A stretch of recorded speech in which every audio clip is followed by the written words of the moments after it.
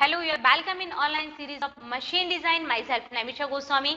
In this lecture, I am going to discuss about bearing characteristics number, bearing modulus, Sommerfeld number, and coefficient of friction, which are very important parameters used in design of your sliding contact bearing. Okay. So first of all, bearing characteristics number. Okay. So what is bearing characteristics number? So it is denoted by Z and by P. So we know Z is your viscosity, N is your RPM of your shaft, and P is your bearing pressure. Okay. So the factor Z and by P is termed as bearing characteristics number, and it is your dimensionless number. Okay. P is your bearing pressure, which is given by load per unit projected area, and projected area is given by L into D. DL is here your length of bearing, and D is your diameter of your journal. Okay. Next is your bearing modulus for journal bearing. Okay. So what is bearing modulus?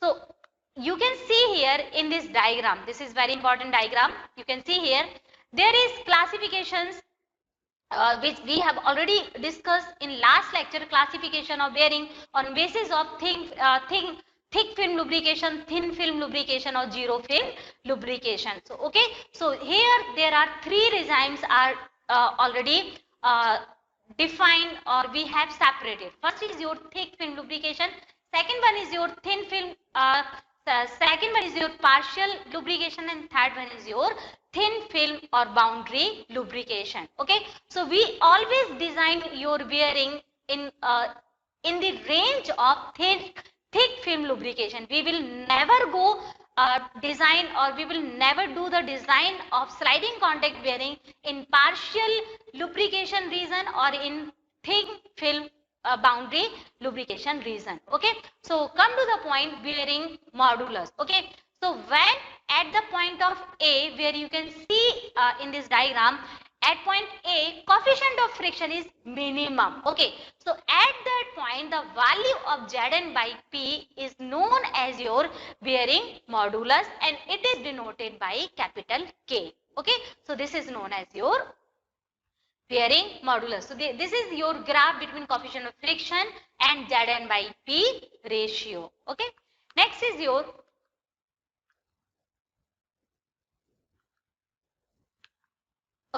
next is your bearing modulus for journal bearing. Okay, so we have seen that at point A there is minimum coefficient of friction occurred. Okay, so bearing should not operate at this value of bearing modulus. So that I have already explained. We will design bearing always in thick film lubrication when coefficient of friction will be minimum. So we will, it is not suggested that it should be, or bearing should be operated. Okay, so at this point, if we will increase the pressure of oil film, okay, so if we will increase pressure at point A, so what will happen? So oil film will be break out and metal to metal contact may be occurred. So that's why for designer it should be considered that Zn by P should be equal to 3K, or you can say that K is equal to Zn by 3P. Okay, so first parameters is very important. Zn by P value for design purpose is always considered this is equal to 3 times of bearing modulus.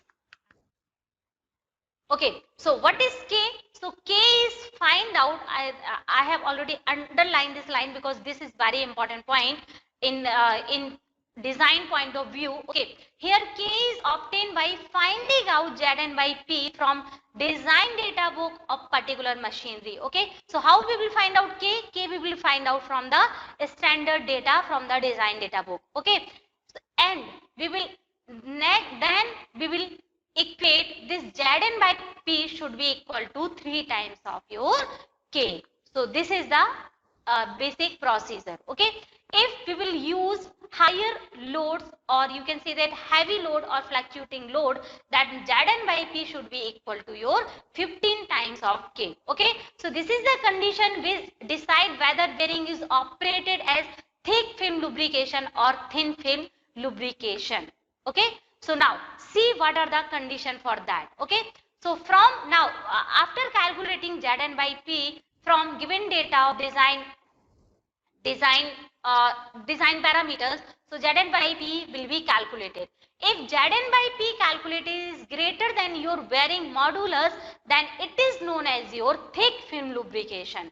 Okay, if Zn by P is less than your bearing modulus or less than your K, then this is the reason of your thin film lubrication. So this is very important. So we always design your sliding contact bearing in first case. So this case should be fulfilled by your design value. Zn by P should be greater than your K. So this is the reason of your thick film lubrication. Next is your coefficient of friction. Next is your coefficient of friction. So what is coefficient of friction? So this is very important parameter in designing of bearing, and it have very great importance because it is used to determine the loss of power due to bearing friction. Okay, so due to friction, heat may be generated, and due to that heat, power loss may be occurred due to heat generation. Okay. So this is very important parameter. So it is from different types of scientists did the several experiment, and they have found out that coefficient of friction for a full lubricated general bearing is function of basic three parameters. So first parameters is your Zn by P, and second one is your D by C, and third one is your L by D ratio. Okay, so these three parameters have very importance of in designing of your sliding contact bearing. So Zn by P, what is Zn by P? So Zn by P, we know this is your bearing characteristics number. Z is here your viscosity, N is your RPM of your shaft or rotating or moving element, P is here bearing pressure which is given by load per unit projected area, D is your diameter of your general, and C is your diametral clearance. So and L is your length of bearing, and D I have already explained, this is your diameter of general. So by using in design data book, these all values will be given for different types of bearing, so we can directly take these value from there. Okay. So coefficient of friction is basically function of these three parameters. So coefficient of friction is function of Zn by P, D by C, and L by D. So these phi is here functional relationship which give the relationship between your coefficient of friction and your different Z. Z is here viscosity. So this is your relation. Next is your how to find out bearing pressure. Okay, so bearing pressure I have already explained. So it is given by the bearing pressure on projected bearing area. So it is equal to load on the journal. How much load will be applied on journal divided by projected area. So projected area is equal to L into D. So what is projected area? Projected area is that area which actually come in contact with each other. So that is known as your projected area. Okay. C is here diametral clearance, and factor Zn by P is known as your bearing characteristics number, and we have already discussed that it is your dimensionless number. Okay. So mu is for design value. Yes, this is very important, right? So for design purpose, what is value of your what is the value of coefficient of friction? So coefficient of friction is given, this is your standard value which is also given in your design data book of sliding contact bearing. So you can directly take from there. Okay, so mu is equal to 33 divided by 10 to the power 8 into Zn by P bracket D by C plus K. Here it's not 108, it's 10 to the power 8. Okay, 10 to the power 8. Okay. Next is your, what is K? K is your factor to correct for end leakage. So we consider end leakage factor is very important because we have to consider there, because we are using lubricant, so lubricant may be leaked out. Okay, so this is very important. So its value is taken at 0.002 for L by D ratio. So here you can see that significance of L by D ratio. So L by D ratio should be ranged from 0.75 to 2.8. If L by D ratio varies in this range, so you can directly take K is equal to 0.002. Thank you. Keep watching.